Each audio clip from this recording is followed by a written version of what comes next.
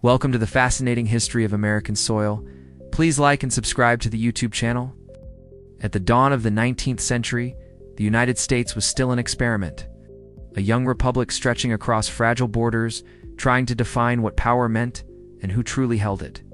But far from the halls of Washington, another authority already existed on the land, nations older than the United States itself. Among them stood the powerful Cherokee Nation, a sovereign people with their own government, laws, and territory. As American settlers pushed westward, these two systems of authority began to collide. And the battlefield was not only fought with soldiers, it was fought in courtrooms. The struggle would force the United States Supreme Court to confront a question the Constitution had never clearly answered. Could native nations remain sovereign inside the borders of the United States? At the center of this legal storm stood one man, the powerful Chief Justice of the Supreme Court, John Marshall. Marshall's court would become the stage for one of the most important constitutional confrontations in American history, and the Cherokee Nation refused to disappear quietly. By the early 1800s, the Cherokee had adapted rapidly to survive in a changing world. They developed a written constitution modeled partly after the United States. They built farms, schools, and printing presses. They even established a bilingual newspaper, the Cherokee Phoenix. Through the work of Sequoyah, the Cherokee language had been transformed into a written syllabary, allowing literacy to spread quickly throughout the nation.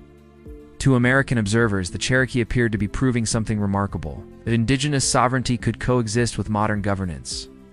But for many American politicians, this was not a success. It was an obstacle. The discovery of gold in Georgia in 1828 intensified pressure for land. White settlers flooded into Cherokee territory, demanding access to resources. The state government responded by declaring that Cherokee laws and boundaries no longer existed. Georgia extended its own authority over Cherokee land. Cherokee courts were dissolved. Cherokee territory was surveyed and divided for white settlement. The Cherokee Nation refused to accept this. Instead of meeting force with force, they turned to the American legal system. They believed the Constitution and treaties signed with the federal government protected their sovereignty, so the Cherokee Nation did something extraordinary. They sued the state of Georgia in the United States Supreme Court. The case would become known as Cherokee Nation v. Georgia. The Cherokee argued that they were a foreign nation under American law, and that Georgia had violated treaties guaranteed by the federal government. But Chief Justice Marshall delivered a complicated answer. The court ruled that the Cherokee Nation was not a foreign nation. Instead, Marshall described native tribes as domestic dependent nations. The phrase was ambiguous, powerful, yet limiting. It acknowledged that tribes had sovereignty, but it also placed them under the protection and authority of the United States. The Cherokee had partially lost their case. Yet the constitutional conflict was far from over. A year later, another case reached the Supreme Court. This time, the dispute involved missionaries living within Cherokee territory. The state of Georgia had arrested them for refusing to obey state laws inside Cherokee lands. The case became Worcester v. Georgia. And this time, the Supreme Court ruled decisively. Chief Justice Marshall declared that the state of Georgia had no authority inside Cherokee territory. The decision affirmed that native nations possessed sovereign rights that states could not violate. In theory, it was a major victory for tribal sovereignty.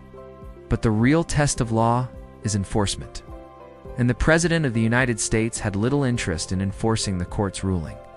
That president was Andrew Jackson. Jackson had built his political career on expanding American territory westward. He supported the removal of native nations from the southeastern United States. According to popular legend, though historians debate the exact words, Jackson allegedly responded to the Supreme Court's ruling by saying, "John Marshall has made his decision. Now let him enforce it." Whether those exact words were spoken or not, the outcome was clear. The federal government did not intervene to protect Cherokee sovereignty. Instead, Congress passed the Indian Removal Act. The Cherokee were forced from their homeland. In 1838, thousands were marched westward under military guard. The journey became known as the Trail of Tears. Thousands died along the way from disease, starvation, and exhaustion. It was one of the darkest chapters in American history. Yet even in defeat, the Cherokee Nation had forced the United States to confront a profound legal question. What does sovereignty mean? The rulings of John Marshall Court became known as the Marshall Trilogy, a set of decisions that defined the legal relationship between native tribes and the federal government. These cases established that tribes were sovereign nations with inherent rights. They also affirmed that only the federal government, not individual states, could negotiate with them. These legal principles still shape American law today. Modern tribal sovereignty, reservation governance, and federal Indian law all trace their roots back to these early constitutional battles. The Cherokee Nation did not win the political struggle of the 1830s, but their legal persistence transformed the American judiciary. They forced the Supreme Court to articulate the limits of state power. They exposed the fragile balance between law and political will.